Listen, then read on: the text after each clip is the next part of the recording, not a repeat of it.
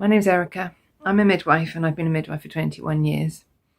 I believe in choice, bodily autonomy, medical freedom, whatever you call it. I believe that you shouldn't have something done to your body that you don't want to have done to your body.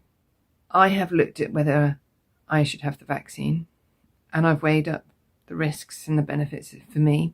I've also looked at whether it's putting my clients at risk, and the government agree with the science that vaccinated and unvaccinated people are transmitting the virus in a similar way, and therefore I don't pose any risk to anybody else by not taking this vaccine. And yet, just before Christmas, I received a letter from the trusts coercing me to take the vaccine in order to keep my job. I have to make a choice between my health, my principles, and my job.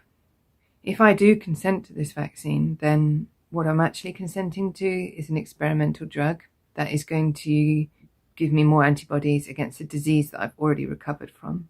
It's not going to affect anybody else in terms of risk. I'm going to consent to a government forcing and manipulating people to take a medical intervention.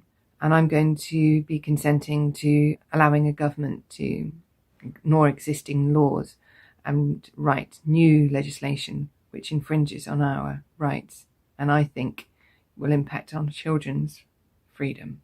I want my children to know that they should never be coerced to do something to their bodies that they don't want to do, even if that means sacrificing something very precious to them. So, regardless of your vaccine status, please oppose this mandate. Do what you can. Speak to your MP. We should all be making decisions that are right for ourselves. Thank you, and I can't believe I might not be a midwife soon.